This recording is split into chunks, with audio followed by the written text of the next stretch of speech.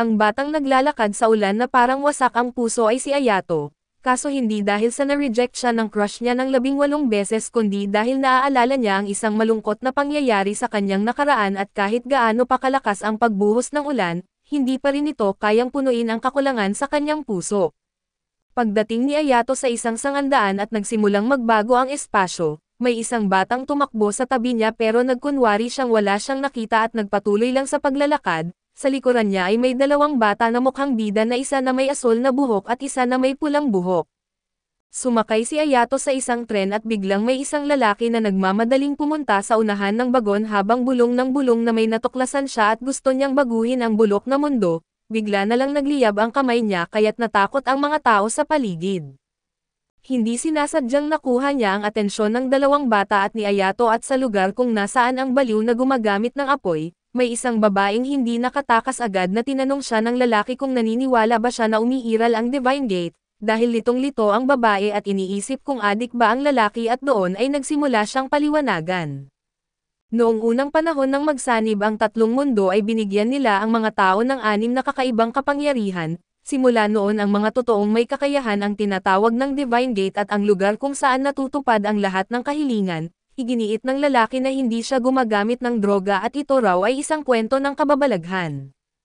Sa madaling salita ay gusto niya na ang mga walang kapangyarihan ay sasamba sa mga katulad niyang may kapangyarihan. Isang lalaking nagtangkang tumakas ang agad niyang pinupulbos gamit ang apoy, pumapatay siya ng walang pag-alinlangan at ngumingiti pa dahil iniisip niyang tama ang ginagawa niya. Habang papatayin na niya ang babae at humarap si Ayato at kitang-kita na may kapangyarihan din si Ayato, tinawag siya ng lalaki na vigilant at binato ng apoy pero pinatay ito ni Ayato gamit ang tubig at nang umatake ang lalaki, ginawa ni Ayato ang tubig sa kanyang kamay na parang espada at tinataga ang baliw sa tiyan. Dumating ang dalawang bata at nagpakilala ang babaeng may asol na buhok bilang miyembro ng World Council at sinabi niyang arestuhin niya si Ayato, pero bago siya kumilos isang anunsyo ang narinig at nagsimula na ang initial phase ng zone creation ng Nantron. Isang virtual battlefield ang nabuo para kina Ayato at sa dalawang bata pero hindi nakipaglaban si Ayato at umalis na lang, binalaan siya ng pulang buhok na lalaki na kung aalis siya ng basta-basta, lumalabag siya sa batas na tinatawag na driver ownership law.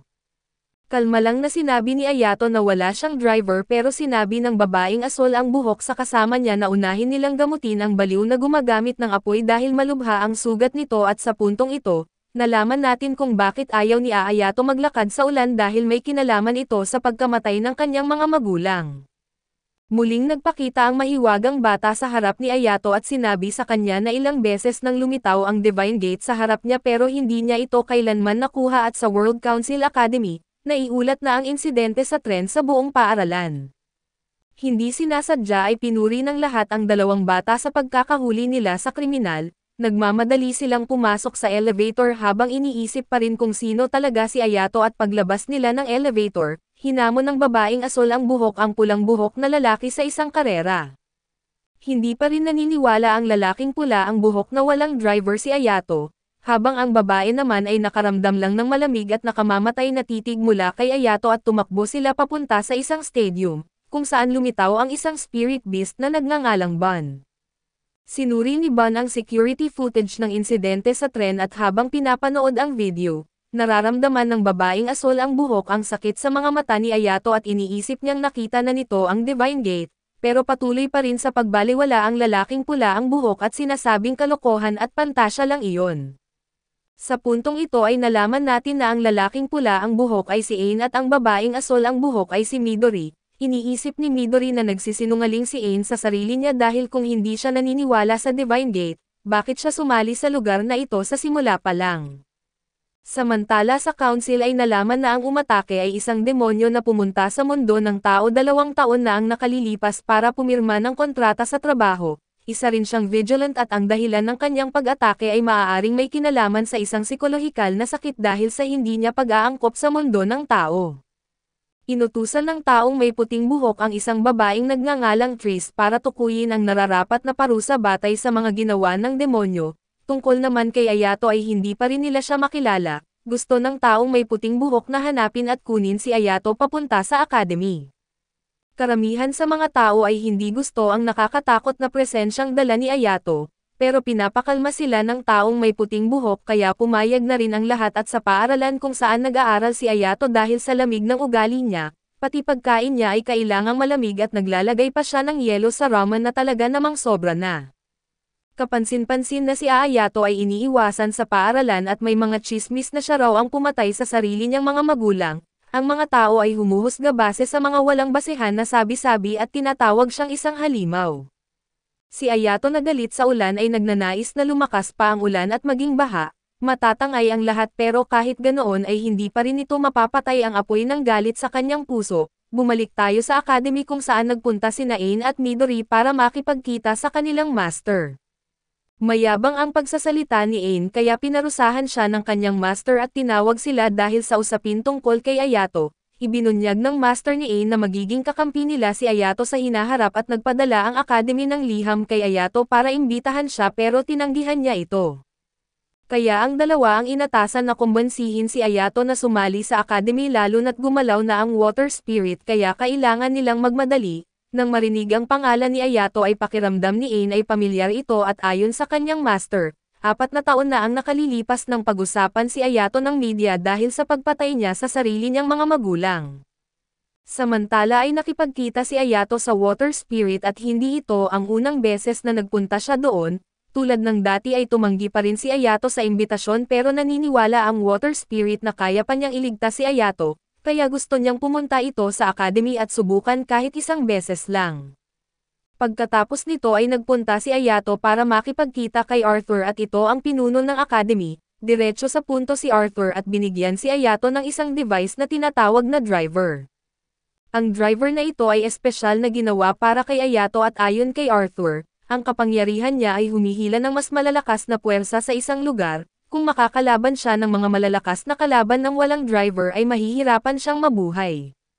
Pero tinanggihan pa rin ito ni Ayato at umalis at sinabi ni Arthur na ito ang katotohanan at kung gusto ni Ayato malaman ang katotohanan, bumalik siya sa kanya at paglabas ni Ayato sa silid ay muling nagkita sila ni Ain at Midori, syempre ay naroon sila para i-recruit siya papunta sa academy. Nalaman din natin na sa academy ay tinatawag na vigilant ang mga estudyante. Hindi lang basta estudyante at inimbitahan ni Midori si Ayato na libutin ang academy pero si Ain ay dumiretso sa punto kung sasali ba o hindi si Ayato. Medyo bastos ang sagot ni Ayato at naglakad palayo at binanggit ni Midori ang Divine Gate at siguradong nakita na ito ni Ayato. Kinumpirma niya na nakita niya na ito ng maraming beses pero wala siyang nais na kahilingan para abutin ito. Biglang sumasabat si Ain at sinabi na narinig na niya ang kwento tungkol kay Ayato pero wala siyang pakialam kung totoo man ito o hindi. Ang gusto lang niyang malaman ay kung anong klaseng tao si Ayato. Bilang sagot ay diretsong sinabi ni Ayato na siya nga ang kumilos laban sa sarili niyang mga magulang. Pagkatapos ay umalis at patuloy ang pagbuhos ng malakas na ulan na muling lumitaw ang mahiwagang bata mula kanina. Tinanong siya ni Ayato kung anong gusto niya pero ngumiti lang ang bata. Alam niya na nagsisinungaling si Ayato at sinabi niya na pinatay niya sila pero hindi iyon ang totoo. Hindi siya makakain ng mainit na pagkain dahil hindi siya ipinagluluto ng kanyang mga magulang. Sa labas ay mukhang malamig siya pero sa loob ay labis siyang uhaw sa pagmamahal. Paano ito nalalaman ng bata at dahil nasaksihan niya ang lahat 4 na taon na ang nakakalipas, noon ay tunay na may pamilya si Ayato pero mas mahal ng mga magulang niya ang nakakabata niyang kapatid kaysa sa kanya. Hindi lang basta paborito at doon ay nagtayo pa sila ng hiwalay na silid-imbakan para ihiwalay si Ayato sa pamilya. Ang mga pagkain niya ay puro sopas at tinapay lang na walang pinagkaiba sa isang bilanggo. Ganito ang naging malungkot na araw-araw ni Ayato at isang araw ng bagyo, kinain ng isang ligaw na aso ang pagkain niya at hindi niya ito pinansin at ibinigay na lang at doon ay biglang dumating ang nakakabata niyang kapatid. Alam ng bata na gusto nito na sumigaw at alam niya rin na gusto ni Ayato na patayin ang 2 tao na iyon, ramdam niya ang matinding lamig sa puso ni Ayato at pwede niyang iligtas ito pero hindi niya ginawa, mas pinili niyang hayaang malunod si Ayato sa kawalan ng pag-asa at nasaksihan niya ang lahat.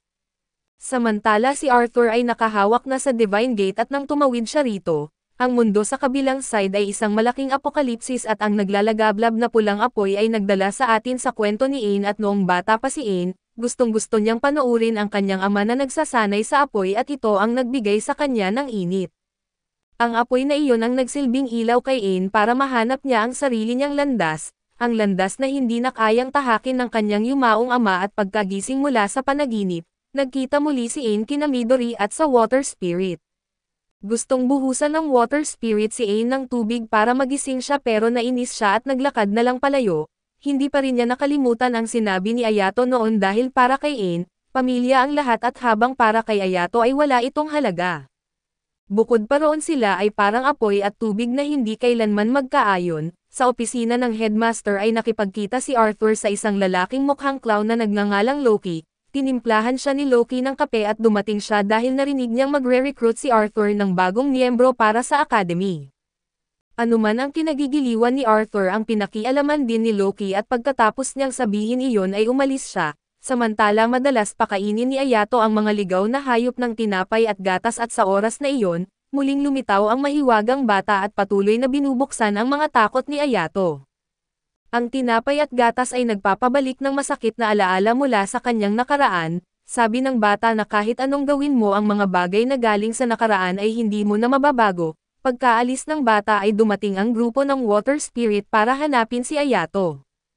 Bago pa man makapagsalita si Ayato ay sumisingit na si Midori at inimbitahan siyang sumali sa academy. Napansin niya na gustong-gusto ng mga pusa si Ayato, pero inakala lang niya na nandyan ang mga pusa dahil pinapakain niya sila.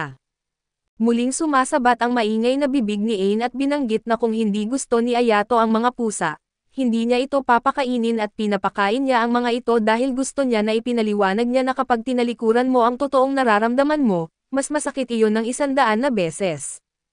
Pero para sa Water Spirit na hindi iyon pagtataksil at lahat ng tao ay may mabuting bahagi pero hindi ibig sabihin noon na palagi silang magiging mabuti, hindi rin madali ang kontrolin ang sarili at lalo na kung bata ka pa lang at dahil sa dami ng estrangherong lumalapit sa kanya para imbitahan siya, tinanong ni Ayato kung may mababago ba talaga kung sasama siya. Nag-isip si Midori kung ano nga ba ang gustong baguhin ni Ayato pero nanahimik lang siya. Kaya labis na nag-alala si Midori dahil naranasan na rin niya ang ganitong bagay noon, hindi pa rin sumasagot si Ayato kaya nainis si Ain at nag-walkout.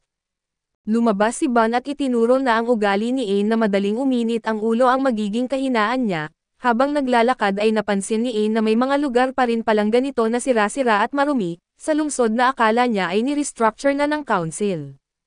Ang dahilan kung bakit siya sumali sa academy ay dahil sa kanyang yumaong ama na tinaguriang santo at isang henyo, na mas malakas pa sa mismong council pero isang araw habang nasa isang misyon ay namatay ang kanyang ama at sinabi ng council na aksidente raw ito sa isang laboratorio, pero hindi naniniwala si Ain at determinado siyang tuklasin ang katotohanang itinatago ng council. Balik kay Ayato ay umaasa si Midori na maiintindihan niya si Ain. Ang isang taong nawalan ng ama na hinahangaan niya ay hindi madaling kontrolin ang sarili at iniisip ni Ayato na dahil pinatay niya ang kanyang mga magulang kaya siya ganito, pero hindi naniniwala si Midori na ginawa niya iyon. Nakisimpat siya ang Water Spirit sa paghihirap ni Ayato at ipinaliwanag na magkikita sila muli at bago umalis kasama si Midori ay muling lumitaw ang mahiwagang bata. Mahirap man tanggapin pero sinabi niya na nakikita niyang ang pagkamausisa ni Ain ay kapareho ng kay Ayato. Kaya dapat niyang sundan si Ain.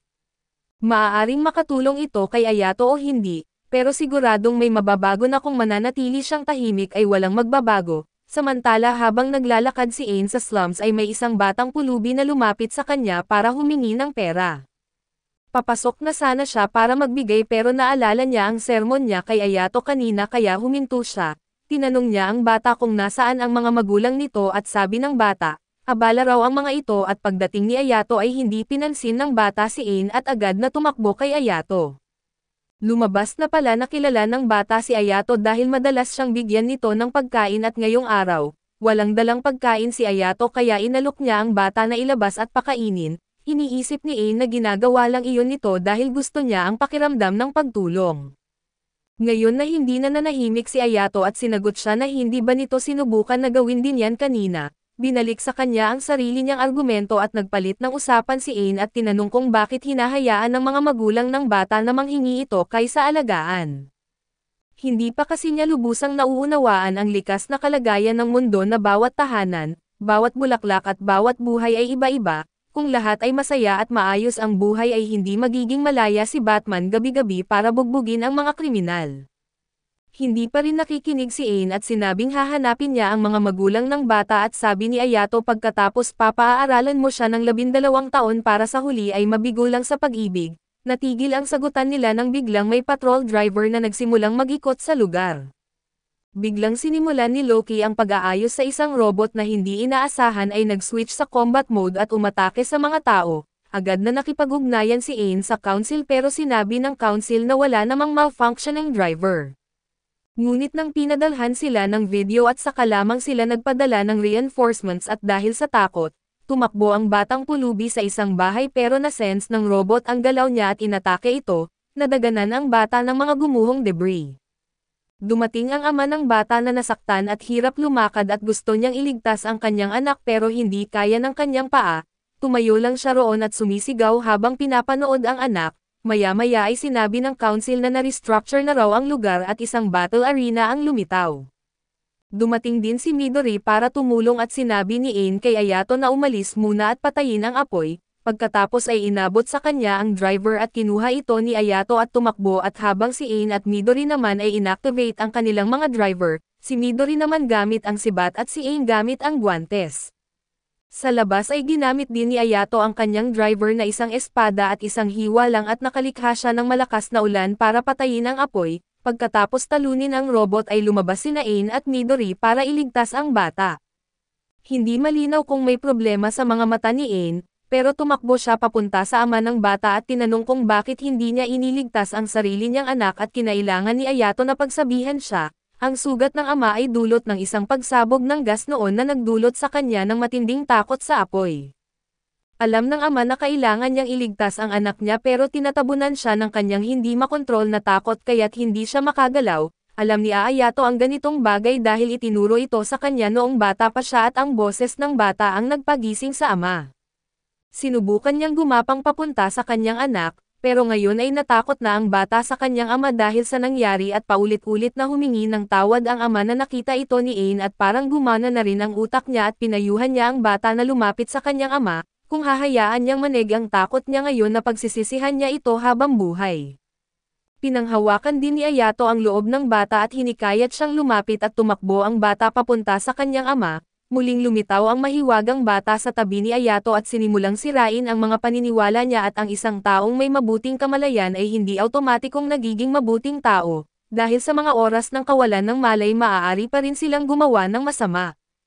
Alam ng bata na ang kamalayan ni Ayato ay malinis pero matagal na itong nadungisan ng mga taong tumalikod sa kanya, ibinunyag ng bata na sa pamilyang iyon at hindi lang si Ayato ang pinagtaksilan pati ang nakakabata niyang kapatid.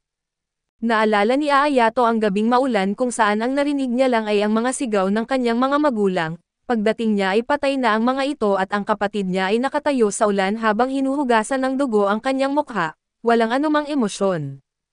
Tinitigan siya ng kanyang kapatid nagpaalam at naglakad palayo, hinabol siya ni Ayato at nang mahawakan niya ang kamay ng kanyang kapatid ay nakita niya ang Divine Gate, pero sa huli ay hindi niya pa rin nakayang hawakan ang kanyang kapatid. Balik sa kasalukuyan ay nagpa siya si Ayato na sumali sa academy at tuwang-tuwa si Arthur nang makatanggap ng dalawang magandang balita ng sabay. Una ay dumating na si Ayato sa academy, ikalawa ay nahanap na niya ang susi para buksan ang Divine Gate na isang susi na magdadala rin sa kanila roon. Masaya ang lahat dahil bawat isa sa kanila ay may sari-sariling misteryong gustong maresolba at pag-alis ng tatlo ay tinawag ni Arthur sina Loki at isang lalaking nagngangalang Oz. Mukhang may kakayahan si Oz na bumabasa ng isip kaya alam na niya ang tungkol sa susi ng Divine Gate. Sigurado si Oz na kontra ang council dito, pero iginiit ni Arthur na hindi siya humihingi ng permiso na kahit tutulan man o hindi ay kikilos pa rin siya at sumang-ayon si Loki kay Arthur pero nag-alangan si Oz, gayunpaman nang makita niya ang matibay na determinasyon sa mukha ni Arthur at pumayag si Oz at nangakong tutulungan siya sa abot ng kanyang makakaya.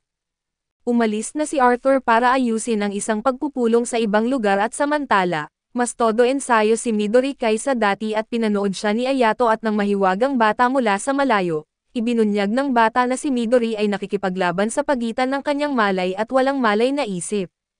Sa puso niya ang gusto lang niya ay maging mas malakas at kahit tapos na ang oras, patuloy pa rin siya sa pag-atake at huminto lang nang dumating ang isang guro. Kinagabihan ay nagkaroon ng welcome party para kay Ayato sa academy. Dinalhan siya ni Midori ng pagkain pero tumanggi si Ayato dahil hindi siya makakain ng mainit na pagkain. Lagi niyang tinatanggihan ang init at kabaitan dahil natatakot siyang na kapag natikman niya ang kabutihan at ginhawa, hindi na niya ito kayang tiisin na mawala muli. Sa sandaling iyon ay may isang kamag-aral na aksidenteng nakabasag ng baso ng tubig na nakaistorbo sa iniisip ni Ayato. Pagkatapos ng party ay lumapit ang parehong babae kay Ayato at tinanong kung bakit niya hinahanap ang Divine Gate. Ayaw sanang sumagot ni Ayato pero sumali si Midori sa usapan at nang matapos ang party, sina Midori at Ain na lang ang naiwan para maglinis at naglalaro kasi sila ng bato-bato pick at ang matatalo ang siyang maglilinis, talo si Midori kaya napilitan si Ain na tumulong sa kanya. Habang naglilinis ay iniisip ni Ain kung bakit palaging nagpursigi si Midori sa lahat ng bagay at gusto niyang palaging mauna.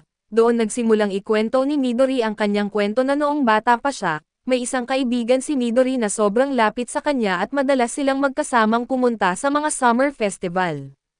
Narinig din nila ang mga kwento tungkol sa Sacred Gate at noong panahong iyon, wala pa namang gustong hilingin si Midori pero ang kaibigan niya ay may isang hiling lamang, na sana tumagal magpakailanman ang kanilang pagkakaibigan.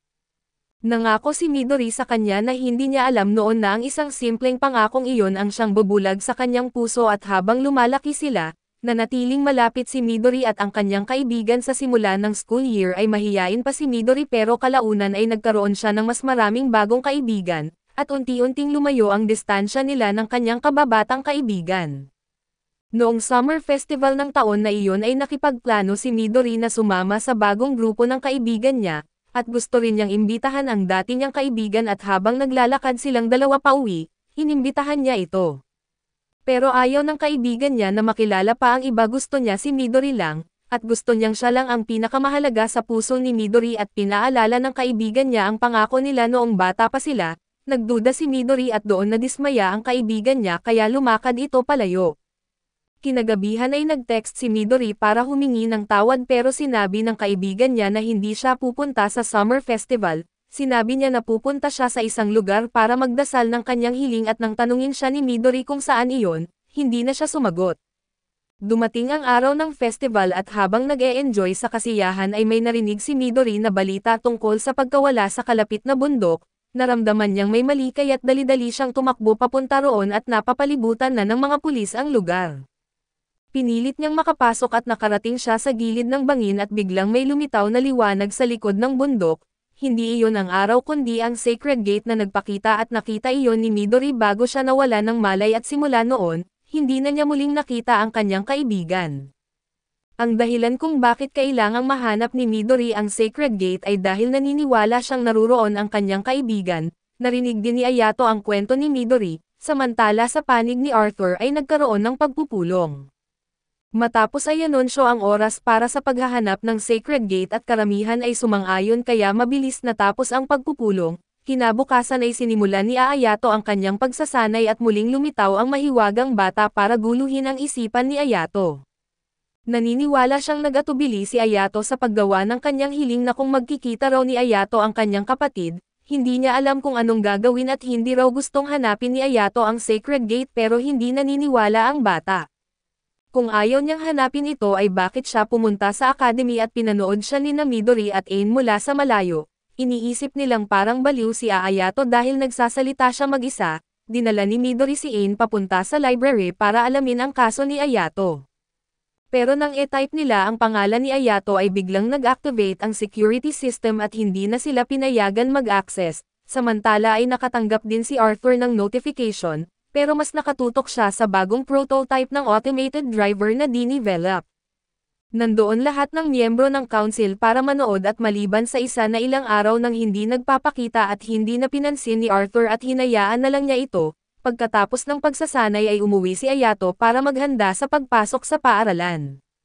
May surveillance drone pa ring sumusunod sa kanya at ang nagmamanman sa kanya ay isang miyembro ng council na naniniwalang pinatay ni Ayato ang kanyang ama, at naghahanap ng ebidensya para maaresto siya. Pagdating sa paaralan ay tinanong siya ni Midori at Ain kung may koneksyon ba siya sa council at tinanong ni Ayato kung bakit nila siya iniimbestigahan, kahit masama ang bunganga ni Ain ay mabait talaga siya at gusto lang tulungan si Ayato sa kahit anong paraan.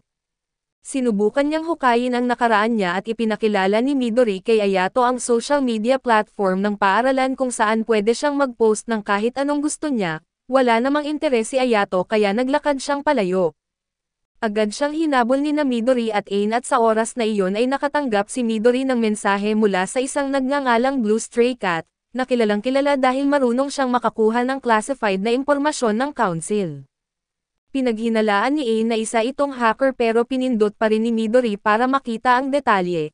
Kaunti lang ang may access sa confidential na impormasyon kaya kailangan nilang makakuha ng access card ng tao na iyon. Pumunta sila ni Ain sa silid ng water spirit para maghanap. Makalipas ang ilang sandali at natagpuan din nila ito pero bumalik bigla ang water spirit. Wala nang ibang paraan kaya inilabas ni Midori ang paborito niyang cake para akitin ang water spirit. Habang dinidistract niya ito ay nagawa ni Ain na maagaw ang access card. Nang magamit nila ito ay nakapasok sila sa impormasyon tungkol kay Ayato at habang naghahalukay sila, nabigla sila nang matuklasan na konektado ang kaso ni Ayato sa insidente ng Blue Christmas 2 taon na ang nakalipas. Noong Blue Christmas ay may 2 armadong mamamatay tao ang pumatay ng 666 na inosenteng tao at hanggang ngayon, hindi pa rin sila nahuhuli at isang saksi ang nagpatotoo na isa sa mga salarin ay isang batang lalaki na may blondeng buhok at may dalang kutsilyong gawa sa tubig. Lumabas ang pangalan ni Ayato sa listahan ng mga pinaghihinalaan pero walang ebidensya laban sa kanya, hindi lang siya pinaghihinalaang pumatay sa kanyang mga magulang kundi iniuugnay din siya sa isang kaso ng mass murder na talagang hindi siya sinuswerte. Habang sinusubukan ni Midori na buksan pa ang mas maraming data at humiling ng mas mataas na clearance ang system, sa sandaling iyon ay nahuli sila at nakilala ni Ain ang dumating na si Biro, isang miyembro ng koponan ni Arthur. Samantala ay nakatanggap si Ayato ng isa pang mensahe mula sa Blue Stray Cat, sinabi nitong alam niya kung sino talaga si Ayato at gusto niyang muling mangyari ang Blue Christmas at sinundan ni Ayato ang lokasyon para hanapin siya. Balik sa Blue Christmas incident ay isang normal na gabi ng Pasko, biglang nagkulay asol ang isang buong shopping center at lumitaw si Ayato mula sa itaas, nang lapitan siya ng isang gwardya ay pinatay niya ito sa isang iglap. Pagkatapos noon ay nagsimula siyang pumatay ng sunod-sunod at gumamit siya ng yelo para harangan ang daan ng pagtakas ng mga tao, habang nilalamon siya ng kanyang pagkauhaw sa dugo na may isang batang lumapit sa kanya ng walang takot. Hinangaan ng batang iyon kung paano pumapatay si Ayato ng walang pag-alinlangan, tinataga nito ang bibig ng bata at kinuha siya bilang kasamahan at magkasama silang nagpatuloy sa pamamaslang, noong panahong iyon ay naroon din sina Biro at ang kanyang ama. Nang mapansin sila ni Ayato ay isinakripisyo ng ama ni Biro ang sarili niya para mailigtas ang kanyang anak, sa kabutihang palad o baka sa kamalasan, dumating si Arthur para iligtas ang natitirang mga tao. Balik sa kasalukuyan ay natukoy na ni Biro si Ayato pero hindi pa niya natatagpuan ang isa pang sospek. Sigurado siya na ang batang may blondeng buhok at asol na mata ay si Ayato, pero hindi naniwala si Ain dahil walang sapat na ebidensya. Hiningi ni Biro ang tulong nila para tuklasin ang katotohanan, pero ang gusto lang ni Ain ay patunayan ang pagiging inosente ni Ayato at sinuri ni Biro ang mga surveillance camera kaso putol na ang feed. Gayunpaman ay alam ni Midori ang lokasyon ni Ayato gamit ang kanyang telepono at natagpuan nila siya sa mga guho ng shopping center kung saan nangyari ang Blue Christmas, samantala ay hinarap ni Ayato ang Blue Stray Cat at tuwang-tuwa ang lalaki nang muling makita siya, pero hindi na siya naaalala nito. Ipinaliwanag ng lalaki na matapos siyang mahuli noon at marami siyang pinagdaanang eksperimento, matagal siyang naghintay para muling makita siya at napansin niya na nagbago na si Ayato at ang kanyang mga mata ay kumikislap na ng kabaitan na hindi na malamig at walang damdamin gaya noon. Biglang dumating si Biro at nakilala niya ang lalaki bilang si Dinger ang dating tinaguriang santo at henyo. Naalala rin ni Midori na si Dinger ang Blue Stray Cat na nag-message sa kanya at alam ni Biro na may mahalagang impormasyon si Dinger kaya pinilit niya itong magsalita. Tinuwanan sila ni Dinger at nagsaman siya ng maraming driver at minamaliit silang lahat dahil pinagtangkaan nilang labanan ang isang santo na henyo, napalibutan si Biro at napilitan siyang humingi ng tulong kina Ain at Midori. Hinati nila ang kanilang mga grupo para labanan ang mga kalaban at sumugod si Ayato para makipaglaban kay Dinger. Matapos ang ilang sagupaan ng espada ay napansin ni Dinger na hindi na ito ang parehong Ayato na nakilala niya noon. Pakiramdam niya ay nagkamali siya ng minahal kaya't nawalan siya ng interes makipaglaban, tinawag niya ang prototype driver para labanan si Ayato kaso dahil nasa testing phase pa lang ito ay maraming sira. Mabilis na pinutol ni Ayato ang control mast ng prototype driver para ito'y mawalan ng lakas, samantala ay tumakas si Dinger at tinawag si Ayato na number 2, gusto ni Biro na umamin si Ayato tungkol sa katotohanan ng Blue Christmas. Magpapasalang na sana si Ayato pero sumisingit si Akane at sinabi niya na kung hindi ikaw ang may gawa ay huwag mong akuan ang kasalanan at sa sandaling iyon ay biglang na-reactivate ang driver. Pagkatapos scan ang paligid ay nakilala nito si Ayato bilang kanyang master. Iminungkahi ni Midori na kunan sila ng litrato ni Ayato kasama ang bagong miyembro at i-upload sa social media. Pagka-post ng litrato at agad na nilike ng Water Spirit ang post at sa unang pagkakataon, ngumiti si Ayato mula sa malayo. Mula sa malayo ay pinanood ng nakababatang kapatid ni Ayato ang lahat ng nangyari at sa mga sumunod na araw, dinala ang grupo niya sa isang abandonadong lugar para sa pagsasanay ayon kay Ban ito ay isang lugar na hindi kayang bantayan ng council. Pagdating nila ay puro ligaw na damo ang paligid at sobrang tigang ang lugar at nagtaka si Ain kung training ito at bakit walang nagbabantay. Sa sandaling iyon ay dumating din ang isang batang lalaki na nagngangalang Jinji. Sinabihan niya si Akane na kung ayaw niya na pwede siyang umuwi kaya't nauwi sila sa pagtatalo. Makalipas ang kaunting saglit ay dumating din ang team ni Jinji at naroon sina Hakari at Yukari at mukhang interesado si Yukari kay Ayato. Nang magtipon ang dalawang grupo ay nagtungo sila sa loob ng abandonadong lugar. Doon ay nakatagpo sila ng isang tao na nakasuot ng horse mask at akala nila maling tao lang kaya hindi nila pinansin, pero nang sinabi niyang siya ang magiging supervisor nila saka lang sila tumigil, inalis niya ang maskara at nagpakilala bilang si Betty mula sa team ni Arthur. Gustong-gusto nang magsimula ni Jinji kaya agad siyang humingi ng misyon at nagbigay si Betty ng isang misyon, hatiin ang grupo sa dalawang koponan at makarating sa isang rendezvous point at nagsimula ng maghiwalay ang grupo at pumasok sa kagubatan. Doon ay nakasalubong nila sina Biro at isang bagong tao at ito ang unang hamon nila at ang lalaki ay nagngangalang Pelo, at kailangan nilang talunin siya sa isang one-on-one na labanan at isang sumo ring ang itinayo at kailangang patumbahin si Pelo para makausad. Excited si Ain kaya't naghubad siya ng damit at sumugod sa laban. Nakita ito ni Midori at naisip na baka magkaibigan din ang dalawa pagkatapos ng isang matinding santukan, tinignan niya si Ayato at nakita niyang naghubad na rin ito ng damit at handa na para sa second round. Sa ikalawang bahagi ay kailangang sumagot ng grupo ni Ayato sa isang true or false question challenge. Ang tanong ay kung maglalaro ng bato-bato pick sina Mr. Virus at A-Cannon at ano ang pipiliin niya, pumili si Ain ng bato at agad siyang nabagsak sa putikan. Tama ang sagot ni Ayato hindi maglalabas si Mr. Virus ng kahit ano, habang naghuhugas ng mukha at tiningnan ni Ain ang bracelet na bigay ng kanyang ama, palagi niyang hinahabol ang alaala ng apoy na iyon na kahit gaano pa katagal ay nakaukit ito sa kanyang isipan. Biglang may narinig siyang snapping sound sa likuran kaya napalingon siya at nagpanik din ang isang babae at nadapa sa puno at dahil sa pagmamadali, nahulog si Ain sa ilog na kahit basa siya at sugatan. Una pa rin niyang tinanong kung okay lang ba ang babae. Natawa ang babae sa kanya at naupo silang dalawa para mag-usap at nang makita ng babae ang kwintas ay alam niya agad na mahalaga iyon kay Ain at alaala ito ng kanyang ama, binigyan siya ng babae ng isang tanong na kung kailangan mong pumili sa kwintas na ito o sa iyong mga kaibigan ano ang pipiliin mo.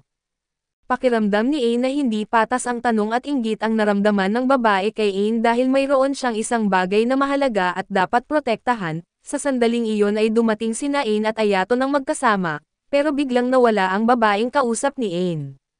Lumabas na siya at ang kanyang grupo ay nagtatago pala sa mga damuhan at pinagmamasdan ang grupo ni Ayato, samantala ay mino-monitor din ng council ang grupo ni Ayato at may ilang miyembro na hindi natuwa sa estilo ng pagsasanay ni Arthur, para sa kanila na mas mukhang laro kaysa totoong training ang ginagawa ng grupo. Pagsapit ng takip-silim at narating ng grupo ni Ayato ang rendezvous point, dumating din agad ang grupo ni Jinji at inimbitahan niyang maligo muna ang lahat at napansin ni Ayato na may bumabagabag kay Ain kaya tinanong niya ito, ikinwento ni Ain ang kanyang naging encounter sa misteryosang babae sa kagubatan. Pagkatapos magpahinga ay muling nagtipon ang lahat para sa isang pagpupulong at hindi rin nila maintindihan kung ano ang ibig sabihin ng training na ito pati si Betty ay walang ideya. Ipinasalang niya ang mensahe ni Arthur at bawat pagpili ay may kapalit, pagkatapos ay nagbigay siya ng bagong misyon para sa parehong team.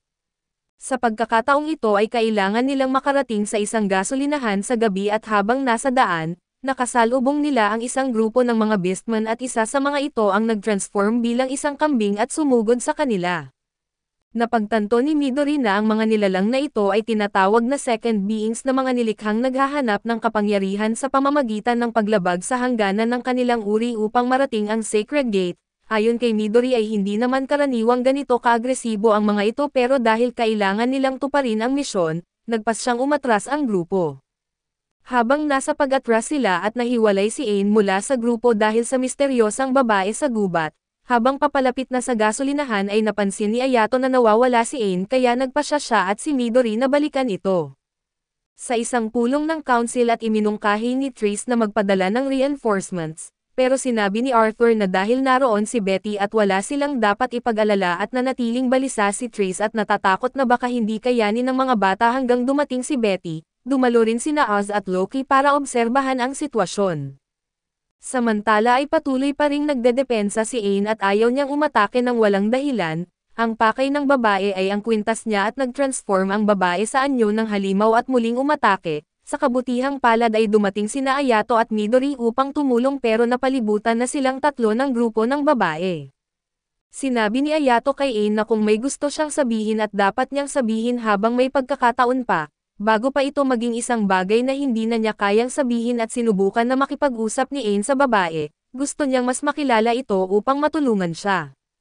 Ngunit hindi interesado ang babae at agad siyang pinatumba at naniniwala siyang hindi kailanman maiintindihan ni Ain ang mga katulad niya. Habang papatayin na niya si Ain para agawin ang kwintas, dumating ang grupo ni Betty para ayusin ang sitwasyon. Walang awa nilang pinuksa ang pangalawang grupo na bagay na labis na ikinagulat ni Ain. Naisip ni Loki na pinili ni Arthur ang landas patungo sa Sacred Gate na puno ng dugo. Wala nang magawa si Ain kundi panoorin ang babaeng gusto niyang unawain habang unti-unti itong namamatay. Hindi siya sinisi ng babae na ito ang landas na pinili niya at walang nagawa si Ain kundi umiyak. Si Ayato naman ay labis na nagsisisi at hindi siya naging sapat na malakas na sa kanyang malay at sa kaloob-looban ng kanyang isipan. Gusto niyang iligtas ang babae pero sa huli ay hindi niya ito nagawa. Sa pagpupulong ng mga senior member ng council ay ipinaliwanag ni Arthur ang dahilan ng lahat. Noong huling beses na bumukas ang Sacred Gate ay nagsanib ang tatlong mundo at nagdulot ito ng matinding kaguluhan. Nangyari ito dahil mas pinili ng lahat na pangalagaan ang kanilang sariling mundo. May isang miyembro ng council na nagtanong kung ano ang susunod na gagawin ni Arthur. Simple lang ang sagot niya at pipigilan niya na muling mangyari ang trahedyang katulad ng Blue Christmas. Itinatag ang Academy para mapalapit ni Arthur ang mga pinakamahuhusay na Knight Errants upang tumulong sa kanyang paglalakbay patungo sa Sacred Gate. Hindi makikialam ang senior members pero nagbigay babala sila at habang lumalaki ang kapangyarihan, lumalaki rin ang kabayaran. Pinanood ni Loki at Oz ang pagpupulong mula sa labas at pagbalik sa Academy ay muling tinipon ni Arthur ang kanyang mga miyembro, ibinahagi niya ang kanyang plano at humingi ng suporta mula sa lahat. Lahat sila ay sumang-ayon na sundan siya at may isang miyembro na nagtanong kung ano ang balak ni Arthur kapag narating niya na ang Sacred Gate. Sinabi ni Arthur na ibabalik niya ang mundong ito sa tunay nitong anyo. Ang Sacred Gate ay nagbibigay ng kapangyarihan sa sinumang makakatawid na kapangyarihang kayang baguhin ang mundo. Gagamitin niya ang kapangyarihang iyon upang gawin ang dapat gawin dahil hindi niya kayang marating ang Sacred Gate ng mag-isa. Pinili niyang tipunin ang mga pinakamahuhusay na individual para tumulong sa kanyang paglalakbay. Pagkatapos ng pagpupulong ay lumapit si Biro sa grupo ni Ayato at nakita niya ang tatlo na muling nagkakarera, at gaya ng dati si Midori na naman ang nanalo at dinala ni Biro ang balita na gusto silang kausapin ni Arthur. Binanggit din niya ang Sacred Gate at kung paano malapit nang matupad ang mga hiling ng tatlo at pagkatapos umalis ni Midori at Akane, lumitaw muli ang mahiwagang bata upang makipagkita kay Ayato. Tinanong niya si Ayato kung naisip na ba niya kung ano ang kanyang hihilingin. Hindi sigurado si Ayato kung totoo ba ang hiling pero para sa kanya ay mas mabuti na ito kaysa walang gawin. Natuwa ang bata sa pagbabago ni Ayato pero nagbabala rin na ang landas na tatahakin niya ay malamang napuno ng sakit. Panghuli ay tinanong niya si Ayato kung gusto ba niyang baguhin ang nakaraan o ang hinaharap at bago pa makasagot si Ayato, nagtungo siya upang makipagkita kay Arthur at diretsahan ang usapan ni Arthur. Inimbitahan niya sina Ayato na sumama sa paglalakbay patungo sa Sacred Gate. Bukod sa kanila ay sasama rin ang grupo ni Gingy at ilang iba pang miyembro mula sa Academy.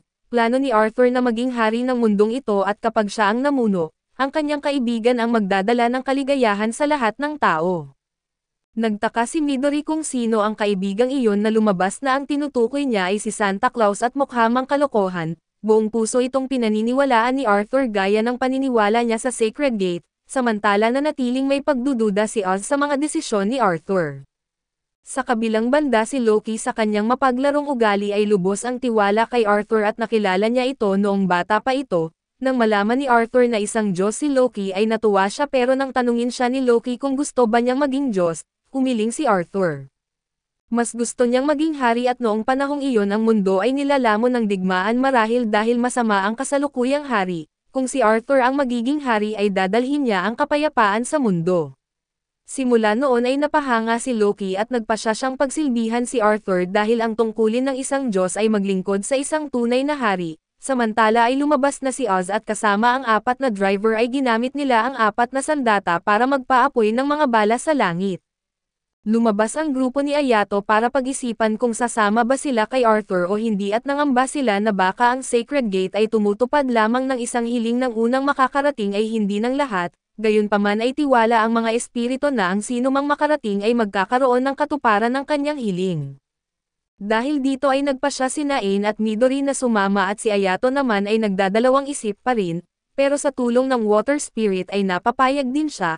Pagkatapos nito ay nagtipon ang lahat sa Academy at ipinakilala ni Arthur sina Oz at Loki. Galing si Oz mula sa Dragon Realm habang si Loki naman ay mula sa Divine Realm at nang tingnan ni Ain si Oz, pakiramdam niya ay hindi ito kapanipaniwala, samantalang si Loki ay tila may lihim ng kasunduan kay Gingy bago pa man ang pagpupulong. Pagkatapos ng pagtitipon ay kanya-kanyang harapin ng mga miyembro ang kanilang personal na mga isyo at muling nakipagkita kay Ayato ang mahiwagang bata at labis siyang proud sa kanya. Dati ay gusto lang ni Ayato na maging anino na tahimik at hindi napapansin. Ngayon ay gusto na niyang siya mismo ang magdesisyon kung ano ang dapat niyang gawin. Hindi na siya maaaring maging manhid tulad ng dati at sa sandaling iyon, dumating ang Water Spirit upang kausapin si Ayato. Nang tawagin ni Ayato ang pangalan niya na labis itong ikinatuwa ng Water Spirit na isang tanda na sa wakas, binuksan na ni Ayato ang kanyang puso at pagkatapos ng kaunting usapan, sinabi ng Water Spirit na gusto siyang makausap ni Arthur ng private. Pagpasok ni Ayato na agad na umamin si Arthur na nagsisinungaling siya at hindi lang niya gustong baguhin ang mundo. Gusto niyang ibalik ang panahon kung kailan kayang dalhin ni Santa Claus ang kaligayahan sa mga tao, dahil gusto lang niya na mabayaran ang kabutihang ginawa ni Santa Claus para sa kanya. Noong nawala na kay Arthur ang lahat si Santa ang nagbigay sa kanya ng panibagong simula at sa unang tingin, parang sarili lang niya ang iniisip niya pero hindi iyon ang totoo, ikinwento niya ito kay Ayato dahil nakaramdam siya ng simpatsya sa kanya. Si Ayato ay palaging nagsasakripisyo para protektahan ang mga bagay na mahalaga sa kanya, palagi niyang pinoprotektahan ang kanyang nakababatang kapatid sa pamamagitan ng pag-ako ng lahat ng kasalanan. Nagiging mas malakas ang tao kapag may isang bagay siyang pinoprotektahan na marahil iyon ang tunay na koneksyon nila at noong bata pa si Arthur, palagi siyang nag-iisa at ipinanganak siya sa human realm pero wala siyang nag-alaga sa kanya. Pakiramdam niya siya lang ang umiiral sa napakalawak na mundo at isang araw ay lumitaw ang Sacred Gate, dahil sa pag-usisa ay dumaan siya rito at napunta sa isang napakagandang lugar na tinatawag na Celestial Realm. Ngunit kahit gaano kaganda ang lugar ay nanatili ang kawalan sa kanyang puso at doon lumitaw ang isang batang lalaki. Nagulat ang batang iyon nang malaman niyang tao si Arthur na isang batang iniwan at walang pamilya at sa isang napakagandang pagkakataon, eksaktong Pasko noon. Kaya napagpasyahan ng bata na bigyan si Arthur ng isang regalo at nang tanungin ni Arthur kung sino siya, ipinakilala ng bata ang sarili niya bilang si Santa Claus at dinala ni Santa si Arthur sa kanyang tahanan para sumali sa isang salo-salo. Doon nila nakilala si Lisa ang nakababatang kapatid na babae ni Santa at mula noon ay naging matalik na magkaibigan ang tatlo. Balik sa kasalukuyan pagkatapos umalis ni Ayato ay lumapit si Loki kay Arthur, nagpalitan sila ng ilang salita. Pagkatapos ay tinanong ni Loki si Arthur kung ano talaga ang tunay niyang dahilan sa pagnanais na marating ang Sacred Gate, bumubulong si Arthur kay Loki at makikita sa mukha ng Diyos ng panlilinlang ang kasiyahan sa kanyang narinig. Pagkatapos noon ay tinipon ni Arthur ang lahat at sumigaw ng utos ng pag-alis, Nagtipon ang lahat sa tuktok ng Academy para pakinggan ang talumpati ni Arthur at ipinahayag ni Arthur ang kanyang layunin na ganap na sirain ang Sacred Gate. Para sa kanya lahat ng sakit sa mundo ay nagmula sa gate na iyon at ito ang nagdulot ng pagsasanib ng tatlong mundo, ang Samiris sa balanse ng mundo at lumikha ng isang mundo na para lang sa mga pinuno at puno ng maruruming lihim. Naniniwala siya na ang kasalukuyang kapayapaan ay isang huwad na anyo lamang, kaya't napagpasyahan niyang ibalik ang mundo sa tunay nitong kalikasan bago ito binago ng Sacred Gate. Matapos ang talumpati ay binago ang paligid at lumitaw ang isang gate na binuksan ni Arthur. Pagpasok nila ay napunta sila sa isang ganap na naiibang espasyo at ito ang landas na magdadala sa kanila sa Sacred Gate, pero bago sila makarating doon ay kailangan nilang dumaan sa maraming ibang gate. Pagdaan nila sa unang gate ay lumitaw ang isang palasyo sa kanilang harapan at habang papalapit sila, agad na inutusan ni Arthur ang lahat na pumasok sa combat mode na isang hukbo ng mga driver ang sumulpot at ang nasa likod ng lahat ng ito ay walang iba kundi si Loki. Nakipaglaban ang lahat ng magkasama habang pumapasok sila sa palasyo, naghihintay sa loob ang mga Northern Gods ang mga Diyos na namumuno sa human realm mula sa itaas. Alam ng team ni Arthur na hindi nila kayang talunin ang isang Diyos kaya't ang kanilang misyon ay pigilan lang ang mga ito. Samantala ay patuloy na nag-advance sina Arthur at ang grupo ni Ayato, nahiwalay ang grupo ni Jinji dahil sa isang Diyos na gumagamit ng apoy. Isang babae mula sa team ni Arthur ang nagtangkang pigilan ito pero nahulog niya ang kanyang sandata at inatake siya, halos hindi niya nailigtas ni Pelo ang babae at agad siyang dinala kay Arthur, pumasok din ang grupo ni Jinji sa ibang gate. Nakakalungkot na hindi na nakaligtas ang babae sa matinding pinsala at bagamat nagdadalamati ay pinilit ni Arthur ang grupo na magpatuloy, hindi na lang basta nagpapabagal ang grupo ni Arthur na nagsasakripisyo na sila ng kanilang mga buhay para bumili ng oras. Isa-isang bumabagsak ang bawat kasapi at nang tumawid sina Vero at Tree sa gate ay nahiwalay din sila, si Oz na nasa labas ay labis na nag-aalala pero hindi siya maaaring makialam. Sa gitna ng desperado na labanan ay napansin niya ang isang binatang nagngangalang Lance. May utang pa si Lance kay Arthur kaya hindi siya maaaring bumagsak dito. Dati ay nakilala ni Arthur si Lance habang ito ay nakikipagsuntukan at noong panahong iyon, ipinahayag ni Arthur ang kanyang sarili bilang hari at tinalo si Lance dahil para kay Arthur, ang isang tao ay hindi maaaring talunin ang kanyang hari. Naniniwala si Arthur na umiiral ang isang hari dahil sa tiwala ng kanyang mga tao at ang mga tao ay nabubuhay sa tiwala ng kanilang hari, kung pagtataksilan ng mga tao ang kanilang hari at iyon din ang magiging pagbagsak ng hari. Kaya't determinado si Arthur na patayin ang mga Diyos at maging hari upang patunayan na kung kayang patayin ang isang hari, dapat kayang baligtarin iyon kaya't niya inanyayahan si Lance na sumama sa grupo, sa layuning si Lance mismo ang papatay kay Arthur balang araw. Dahil dito ay walang dahilan si Lance para bumagsak sa kamay ng isang Diyos at sa panig naman ni Arthur, nakasalubong niya si Tris na bago pa man makapag-ulat ng sitwasyon ay nawalan na ng malay. Nanginig si Midori sa takot sa dami ng sakripisyo at tahimik na tinanggap ni Arthur na kasalanan niya ang lahat, isang pasanin na kailangan niyang akuhan at nagpatuloy ang grupo sa paglakad, determinado silang hindi mabigo ang tiwala na ibinigay sa kanila. Samantala ay bumalik si Loki sa kanyang laboratorio upang ihanda ang isang espesyal na regalo para kay Arthur at balik sa loob ng gate ay bagsak na ang lahat, tanging sina Lance at Biro na lang ang natitirang halos hindi pa sumusuko. Samantalang ang mga Diyos ay nanatiling hindi man lang nasaktan at inaasahan ni Lance na haharap siya sa 6 na Diyos, pero nang puntahan niya ang timbangan wala na sila at tapos na ang kasunduan ng mga Diyos, alam nilang papalapit na si Arthur sa Sacred Gate. Bagamat binalaan ng mga Diyos si Lance na malaking pagkakamali ang ginagawa ni Arthur na tuwang-tuwa pa rin si Lance, sinira ni Arthur ang isang gate para makausad at matapos nilang makalampas sa gravity field, mararating na nila ang Sacred Gate. Nang hawakan at buksan ni Arthur ang gate ay bigla siyang hinailan ng isang driver papasok at ang driver na ito ay espesyal dahil taglay nito ang 4 na elemento, nahihirapan ng husto si Arthur sa pakikipaglaban bago niya ito tuluyang natalo. Habang nagpapahinga sana si Arthur at lumitaw si Loki na may dalang espada at dahan-dahan na lumapit sa kanya, inulit ni Loki ang mga sinabi noon ni Arthur na bawat pagpili ay may kalakip na kapalit, ngunit sa pagkakataong ito mas mabigat ang kapalit. Binigyan pa rin ni Loki si Arthur ng 2 pagpipilian, una ay kunin ang espada at maging kanyang hari, o ikalawa ay iwan ang kanyang buhay doon mismo. samantala sa labas ay nahihirapan pa rin ang grupo ni Ayato kung paano nila mabubuksan ang gate. Maya-maya ay dumating si Lance matapos marinig ang sitwasyon at nagdesisyon si Lance na magtiwala kay Arthur, dahil alam niyang hindi basta-basta mamamatay si Arthur, pagkasabi niya nito ay biglang bumukas ang gate. Kinuha ni Arthur ang espada ni Loki at inakala ni Lance na nagtagumpay na sila pero sa kanyang pagkabigla ay sinaksak siya ni Arthur, lumitaw si Loki sa likuran ni Arthur at nagsimulang magsara ang gate, bumagsak ang lupa sa paligid nila kaya't lumubog ng malalim sa ilalim ng lupa ang grupo ni Ayato. Sa ibabaw ng lupa ay isang tore ang nagsimulang umangat at noong unang panahon, isang mapagmataas na tao ang nagtayo ng tore na umabot sa langit sa lugar kung saan naninirahan ang mga Diyos. Noong panahong iyon ay pinarusahan ng mga Diyos ang sangkatauhan upang ipaalala sa kanila ang kahalagahan ng pag-alam sa kanilang lugar. Ngayon ang teritoryo ng mga Diyos ang Sacred Gate ay muling pinagnanasaan, ito rin ang paraan ni Arthur ng pagpaparusa sa sarili at ang lumaban sa mga Diyos bilang isang ordinaryong tao, ang hari ay lumubog sa dilim mismo sa harapan ng Sacred Gate.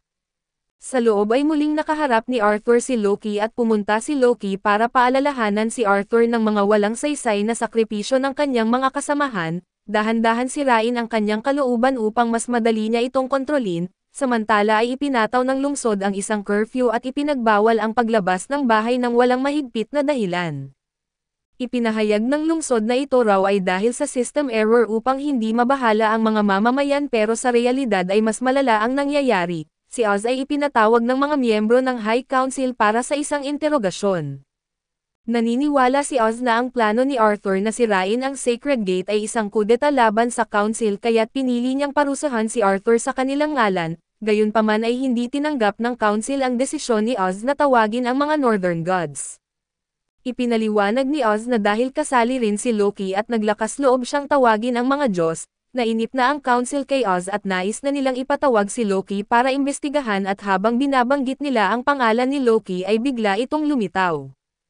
Kumpirmado totoo ang pag-aalsa ni Arthur at sinabi ni Loki na tinapos na niya si Arthur at pinuksa na rin ang lahat ng kakampi nito, pagkatapos ng pulong ay hinarap ni Oz si Loki tungkol sa pagkamatay ng lahat ng sangkot.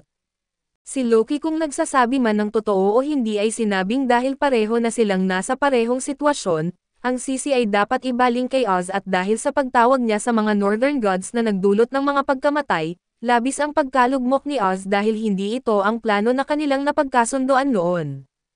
Samantala ay kailangan namang magtago ang mga adventurer dahil konektado sila kay Arthur, palihim silang tinutulungan ng mga espiritu, iniulat ng mga espiritu na wala pang hakbang na ginagawa ang Council laban sa kanila pero nagiging maingat ito. Nakapuslit ang water spirit ng kaunting gamot at damit para sa kanila bago umalis upang hindi mapansin, pagkaalis ng mga espiritu ay nalaman na ang lugar kung saan nagtatago ang grupo ni Ayato ay walang iba kundi ang bahay ni Santa Claus. Habang ni-review nila ang kasalukuyang sitwasyon wala pa rin ginagawang kilos ang council, naniniwala si Gingy na ang pagpatay ni Arthur kay Lance ay isang pagtataksil, pero kumbinsido sina Midori at Ain na hindi si Arthur ang may sala at iniisip nilang si Uchiha o Loki ang kumokontrol sa kanya. Nagpapasalamat si Gingy na iniligtas ni Santa Claus ang kanyang grupo, pero dahil kaibigan ni Santa si Arthur na itinuturing nilang traidor, nahirapan si Gingy na pagkatiwalaan siya. Tinanong ni Santa si Gingy kung alam ba niya kung bakit siya naroon noong nasa panganib ang kanyang grupo. Ito ay dahil nangako si Santa kay Arthur na ililigtas niya ang mga bata at sa panig naman ni Loki, bumalik siya sa laboratorio at inutusan ang lahat na maghanda dahil isang malaking trahedya ang paparating.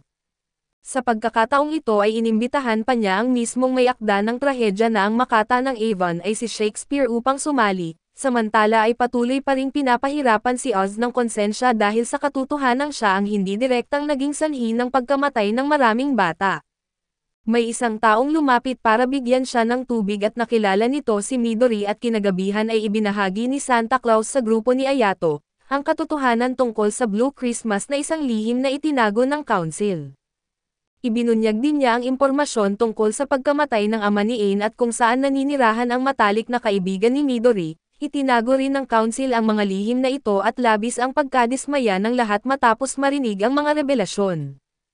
Hindi man alam ni Santa ang lahat ay sigurado siya na tinulungan ni Loki ang Council na pagtakpan ang mga pangyayaring ito, Matapos ang insidente ng Blue Christmas ay palihim na minanmanan ni Santa si Loki. Ang Diyos ng panlilinlang ang siyang nagmanyobra sa council at naniniwala si Santa na ang motibo ni Loki ay buksan ang Sacred Gate at likhain muli ang mundo. Hindi naman makakakuha si Loki ng anumang benepisyo sa paggawa nito pero bilang isang Diyos, ang kanyang likas na pagkatao ay nag-e-enjoy sa panonood ng laban at kaguluhan sa paligid ng Sacred Gate. Ang pagkakamali ni Santa ay nang sabihin niya kay Arthur ang buong katotohanan. Ngayon ay handa na siyang isugal ang lahat upang sirain ang Sacred Gate at may plano si Santa na iligtas si Arthur, pero mag-isa ay hindi niya ito kayang gawin. Kaya kailangan niya ang tulong ng bagong henerasyon na kahit na ito ay nangangahulugan ng pagpapadala sa kanila sa tiyak na kapahamakan. Naniniwala si Santa na pinili ni Arthur ang grupong ito dahil may logika at dahilan sa likod nito. Kinagabihan ay malalim ang pag-iisip ni Ayato nang muling lumitaw ang mahiwagang bata. Itinuro niya ang kahinaan ni Ayato na ang kanyang kawalang kapanatagan at kakulangan sa desisyon. Muli siyang tinanong ng bata kung gusto ba niyang baguhin ang hinaharap o ang nakaraan.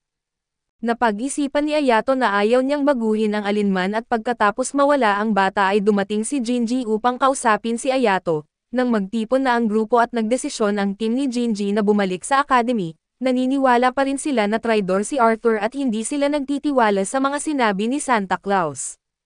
Gusto ni Jinji na makumpirma muna ang ilang bagay bago magpasya at sa kabilang banda ay pinili ni Nain na bumalik sa Sacred Gate, bukod sa pagnanais niyang malaman ang katotohanan sa likod ng pagkamatay ng kanyang ama, gusto rin niyang iligtas si Arthur at pigilan ang walang saysay na kamatayan ng lahat. Natural na sumama rin sina Ayato at Midori kay Ain, naghiwalay ang dalawang grupo at pagbalik ng grupo ni Jinji sa academy ay sumailalim sila sa interogasyon. Inaakusahan nila ang iba ng pagtataksil pero sila mismo ang nagtaksil sa grupo ni Ayato nang ibunyag nila ang lokasyon nito kay Loki, gayunpaman pagdating nila sa lugar ay wala doon ang grupo ni Ayato. Nagplano si Santa ng maaga at gumamit siya ng spell para lituhin ang kanilang alaala at niloko sila. Pero hindi pa rin sumuko si Jinji at pagbalik nila sa academy ay kumalat si Jinji ng maling impormasyon sa mga espiritu. Sinabing nadiskubre na ni Loki ang grupo ni Naoto at kailangan silang iligtas, naniwala ang mga espiritu at nagmadaling umalis para silipin ang lugar. Dahil dito ay agad na-expose ang lokasyon nila at isang zone ang nalikha at sa labas ng gusali ay may nakahandang hanay ng mga driver na naghihintay sa grupo ni Ayato. Pinayuhan sila ni Santa Claus na bumalik na sa academy upang hindi na siya madamay. Pero syempre ay tumanggi ang tatlo at kapag pinasok mo na ang isang laban ay kailangan mo itong harapin at nagpa siya ang tatlo na manatili at tulungan si Santa. Gayunpaman ay iginiit ni Santa na siya na ang bahala at kumuha siya ng baseball bat at lumabas upang makipaglaban. Pagpalo niya ng bat ay isang malakas na pagsabog ang nangyari, samantala ay nakatakas ang grupo ni Ayato sa pamamagitan ng isang nakatagong lagusan sa ilalim ng lupa, bigla silang nailipat at nahiwalay sa mga espiritu.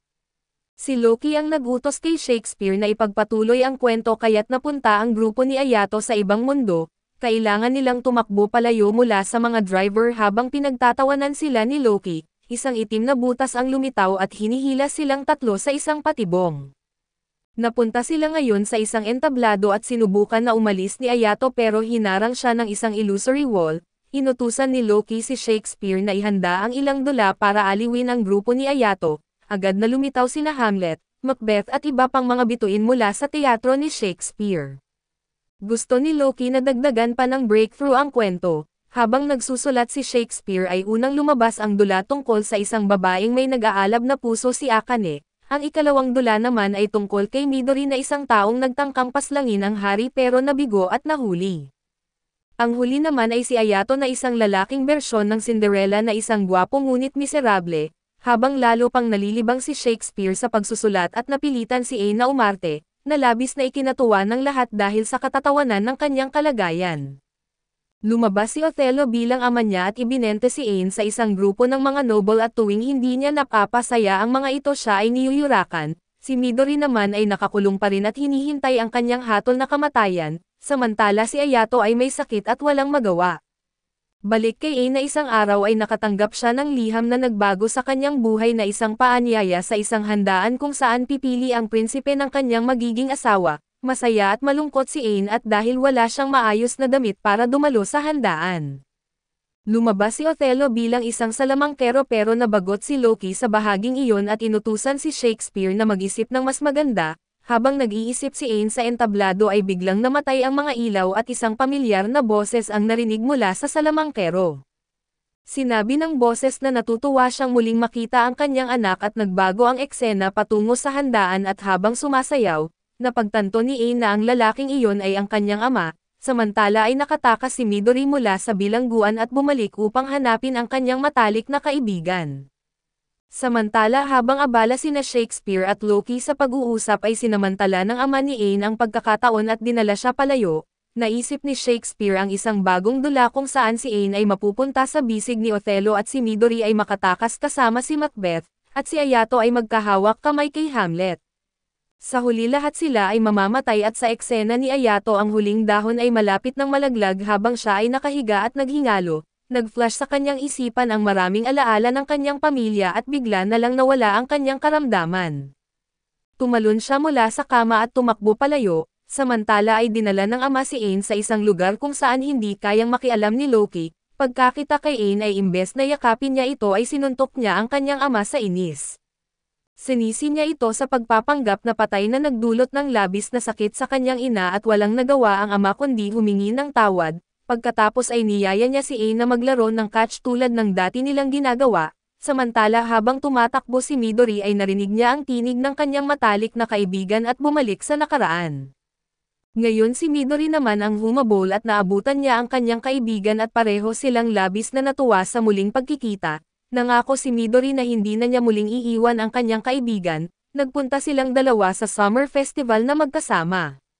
Sa wakas ay bumalik si Ayato sa kanilang lumang bahay at doon ay lumitaw ang nakakabata niyang kapatid, ipinakita ng kanyang kapatid ang pagsisisi sa pag-iwan sa kanya noon at humingi siya ng tawad dahil hindi niya napigilan ang kanilang mga magulang sa pagmamalupit kay Ayato, hiniling niyang sana'y matulungan niya ito kung mababalikan lang niya ang nakaraan.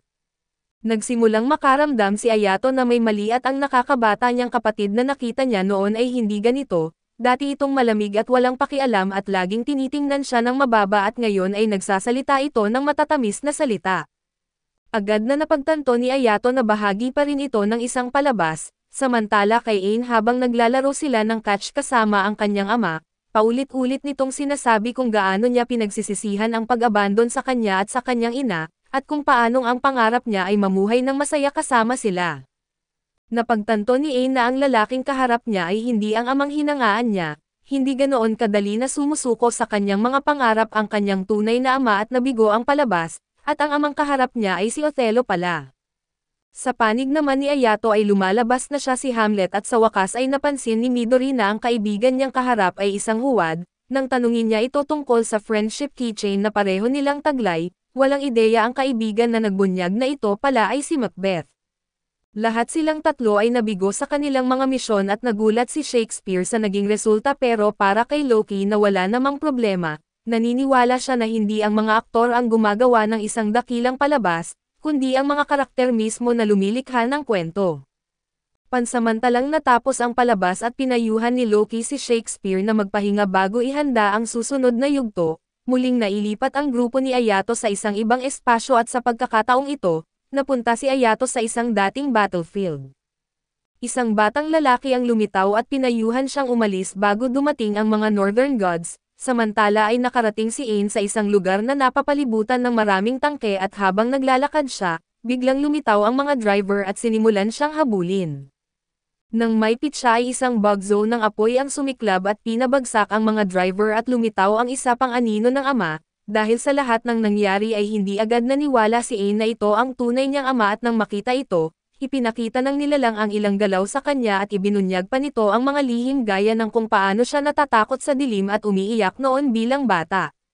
Dahil dito ay nagsimula ng bahagyang maniwala si Anne at pinayuhan siya ng ama na bumalik na, at sinabi nitong makikipag-usap siya sa council at nang napagtanto ni Anne na may kinalaman ang kanyang ama sa council at kinwestiyon niya ito. Umamin ang ama niya na nakialam sila ng council laban kay Arthur at sa kanyang grupo at ipinaliwanag niya na nagbago ang mundo dahil sa Divine Gate at maraming buhay ang nawala, gayunpaman ay hindi na kayang panatilihin ng mga tao ang balanse ng walang Divine Gate. Ang kanyang team ay nagsaliksik tungkol dito upang maunawaan ito at ang mga driver na ginagamit ni Ain at pati na rin ang kanyang kakayahang lumikha ay nagmula sa pagsasaliksik na ito. Para sa kanya ang pagpatay sa mga driver ay tamang hakbang upang makaligtas ang mas maraming tao. Doon tuluyang naglaho sa isipan ni Ain ang imahe ng kanyang dakilang ama at nagsimulang magbanggaan ang dalawang magkasalungat na ideolohiya. Samantala ay dinala si Midori sa isang guho at habang naglalakad siya, nakarinig siya ng isang pagsabog sa malapit at agad itong pinuntahan. Sa hindi inaasahang pagkakataon ay muling nakatagpo niya ang kanyang matalik na kaibigan na labis ang tuwa sa pagkikita nila ni Midori, pero sa pagkakataong ito ay naging maingat na si Midori sa posibilidad na malinlang muli at nang makita ito ng kanyang kaibigan, nakipagpalitan ito ng ilang galaw ng martial arts kay Midori. Samantala ay naramdaman ng mga espiritu ang presensya ng grupo ni Ayato at nagsimulang pumasok sa tore at pumasok si Loki sa isipan ni Arthur at ipinakita sa kanya ang buong nangyayari. Sinabi ni Loki na kahit magtagumpay ang mga bata ay harangin pa rin sila ng mga Northern Gods. Tumawa si Arthur at sinabing kung mangyari man iyon ay mabibigo ang plano ni Loki. Hindi naman iyon iniinda ni Loki at plano pa rin niyang gamitin ang grupo ni Ayato upang i-reset ang mundo. Gayunpaman sa kasalukuyan ay iisa lamang sa kanila ang may hawak ng susi sa gate.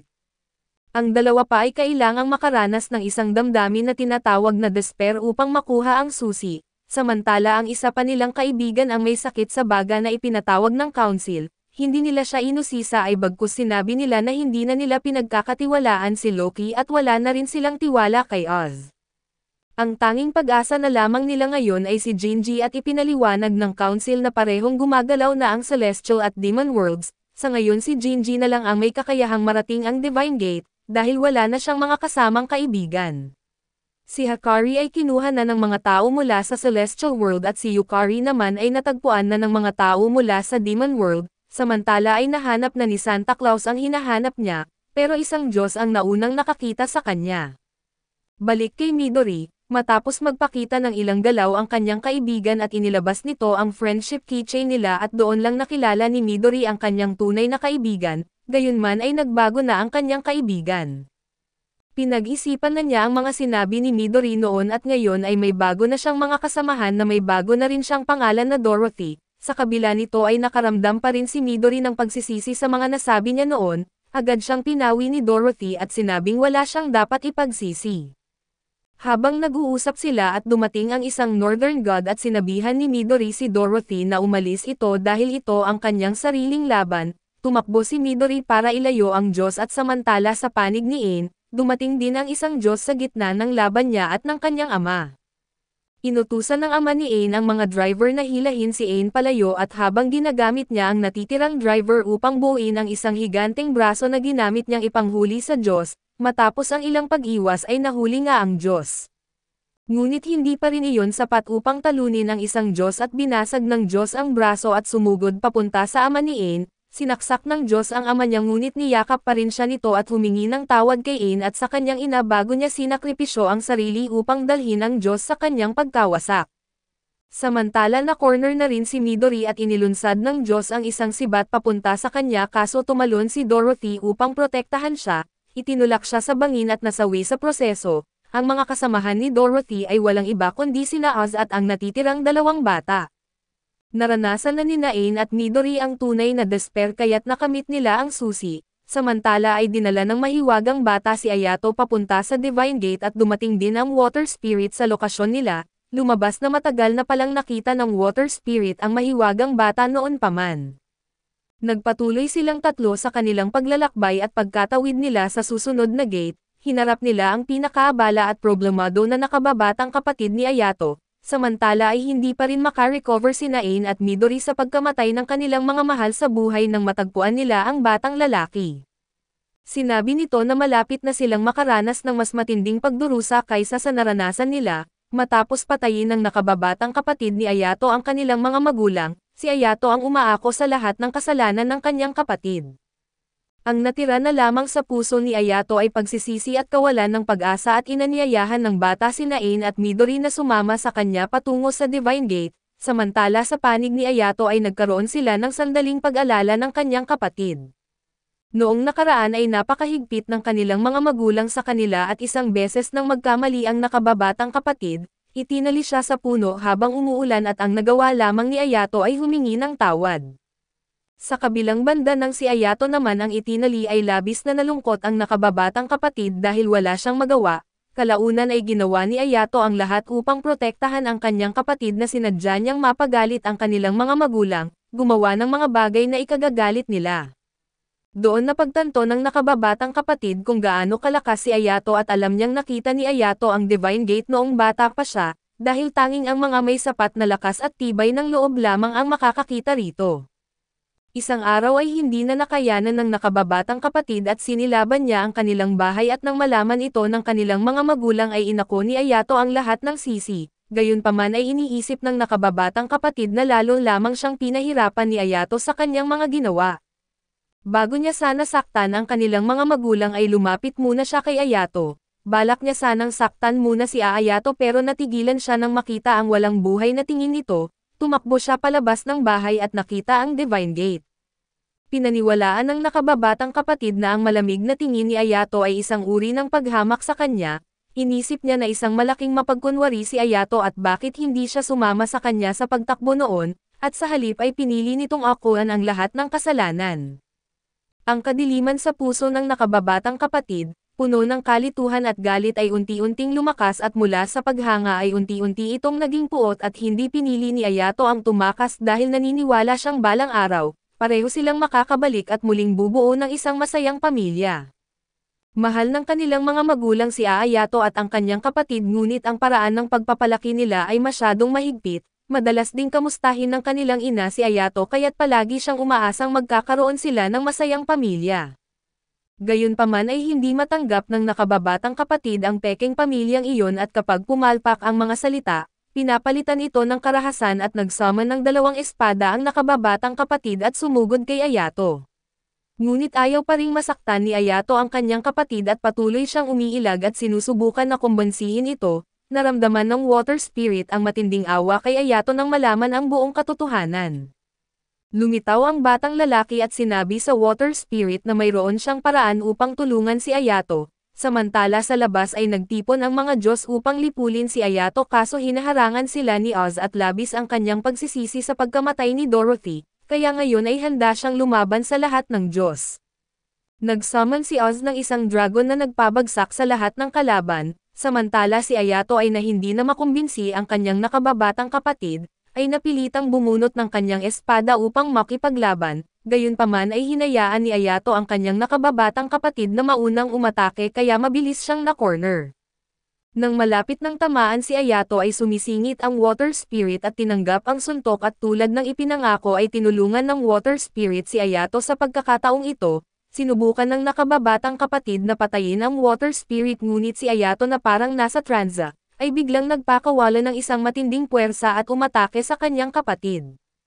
Nang maramdaman ng nakababatang kapatid ang matinding pagnanais ni Ayato na pumatay, natuwa siya at nakamit na niya ang kanyang ninanais.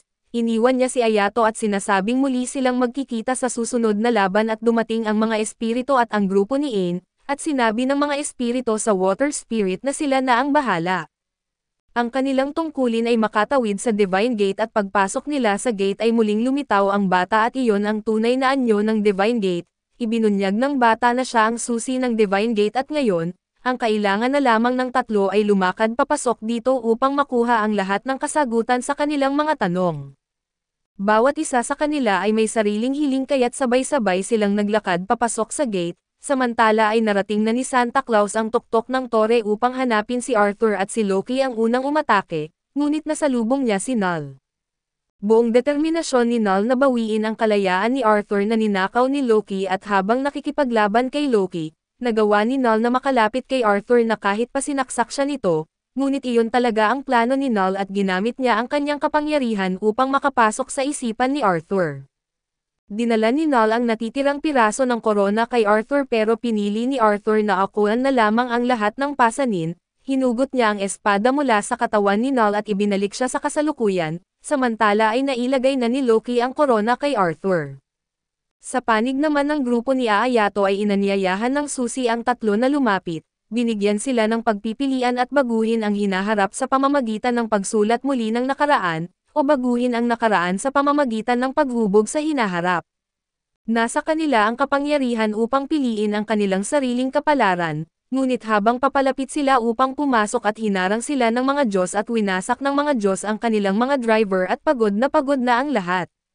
Mag-isa na lamang nakatayo si Oz laban sa lahat ng mga Diyos at tumanggi ang mga Diyos na hayaang dungisan ng mga tao ang Divine Gate, lumitaw ang susi at itinulak ang mga Diyos pabalik at naniniwala ang mga Diyos na hindi kayang kontrolin ng tao ang kapangyarihang baguhin ang kapalaran, magdudulot lamang ito ng kaguluhan at pagbagsak ng kaayusan ng mundo. Pinabulaanan naman ito ng susi at sinasabing kung nagkakamali ang mga Diyos, karapatan din ng mga tao na piliin ang sarili nilang tadhana subalit ang mga Diyos ang siyang kumuha ng kalayaang iyon mula sa mga tao, iginiit ng mga Diyos na sila ang nagbigay ng buhay sa sangkatauhan. Sinabi ng susi sa grupo ni Ayato na magpatuloy na sila at siya na ang bahala rito. Nag-transform ang susi sa isang dambuhalang anyo at ipinahayag na bagamat hindi siya kakampi ng mga tao, hindi rin siya kakampi ng mga Diyos. Kaya't dapat payagan ang mga tao na pumili ng sarili nilang kapalaran at lahat ng naruroon ay nakapagpasya na at ang kanilang tunay na damdamin ang nagdala sa kanila hanggang dito. May ilan na dumaan sa matinding sakit para lang napagtantong hindi kailangan ng mundong ito ang mga Diyos. May iba na ginugol ang kanilang oras sa paghahanap sa kanilang ama at nang matagpuan siya ay inagaw naman siya ng mga Diyos at may ilan na walang tigil na hinanap ang kanilang matalik na kaibigan. Lahat sila ay nagkimkim ng galit laban sa mga Diyos at nagkaisa laban sa itinuturing nilang pinakamataas na awtoridad. Hindi man malakas ang mga tao na nagnais sila ng buong puso at dahil doon ay kumampi ang susi sa kanilang panig, ipinataboy ng susi ang mga Diyos mula sa Divine Gate at wala nang makakapidyo sa kanila, lumitaw ang isang hagdanan at kailangan na lang nilang akyatin ito upang maabot ang kanilang layunin. Sa sandaling iyon ay lumitaw ang problemadong nakababatang kapatid. Naniniwala si Jinji na hindi dapat ginagamit ang Divine Gate para sa pansariling kapakinabangan, dapat daw gamitin ito ng mga pinuno ng mundo upang pamahalaan ang lahat. Kung makaraan ang grupo ni Ayato at maglalaho ang council kasama ng kaayusan ng mundo, ang mundo ay likas na hindi patas gaano ka man kabuti, madalas ay hindi mo kontrolado ang direksyon ng buhay at gaano ka man kasipag ay hindi mo makakamit ang lahat. Sa huli ang mga napili lamang ang siyang mamumuno sa mundo at dahil dito ay kailangan daw ang council upang mapanatili ang normal na kaguluhan ng mundo, sumagot ang susi na sinabing ito mismo ang dahilan kung bakit nila nais itong baguhin. Ang rekonstruksyon ay hindi lamang tungkol sa pagtupad ng mga hiling at maaari rin itong sirain ang mundong nilikha ng mga Diyos, magagawa ng grupo ni Ayato na baguhin ang mundo ayon sa kanilang nais at maging parang mga Diyos. Gayunpaman ay may mga bagay na dapat pag-isipan at magiging eksaktong ayon sa kanilang kagustuhan ang lahat at sila ang mamumuno. Naniniwala si Ayato na ang karamihan sa mga hiling ay hindi natutupad kaya't siya ay namuhay ng nagsasakripisyo ng lahat. Ngunit sinabi noon ni Arthur na ang mga tao ay nagiging mas malakas kapag mayroon silang pinapahalagahan ng higit sa kanilang sarili. Nagbago si Ayato matapos makilala ang kanyang mga kaibigan at ngayon, naniniwala siya na ang nais niyang gawin ay mas mahalaga kaysa sa kanyang mga dating hiling. Kahit umasa man ang mga tao sa kapangyarihan ng mga Diyos, sila mismo ang kailangang magbago, hindi ang mundo ang dapat magbago para sa kanila. Pumayag sina Ain at Midori sa pananaw ni Ayato at pagkarinig nito ay nagpasya rin si Jinji na umalis na tila iyon din ang matagal na niyang gustong marinig. Nagdesisyon ang grupo ni Ayato na huwag nang tumawid sa Divine Gate at hindi nila babaguhin ang mundo para sa sarili nilang kapakinabangan. Nagpasalamat si Ayato sa susi sa palaging pagprotekta at pagtulong sa kanya at natuwa ang susi at umalis. Pagkaalis ng Divine Gate ay biglang lumitaw si Loki at hindi inaasahan ay biglang iwinasiwas ni Arthur ang kanyang espada at tuluyang winasak ang tore at sinira ang daan patungo sa Divine Gate. Umalis si Arthur kasama si Loki at nakaligtas ang grupo ni Ayato at ang mga espirito sa pagbagsak ng tore. Sa kanilang pagkagulat buhay pa si Lance at ipinaalam niya sa kanila na muling nabuhay silang lahat sa pamamagitan ng kapangyarihan ng isang tao. Ngayon ay aalis muna sila pero sa susunod ay ililigtas nila si Arthur. Bumalik si Jinji upang iulat ang nangyari sa council at si Hakari ay naging reyna ng Celestial Realm at si Yukari naman ang naging reyna ng Demon Realm. Samantala ang grupo ni Arthur ay nagsanay, si Ain at Midori ay ipinasa kay Oz ang natitirang alaala ni Dorothy, ginugol naman ni Ayato ang kanyang oras sa paglalaro kasama ang Water Fairy.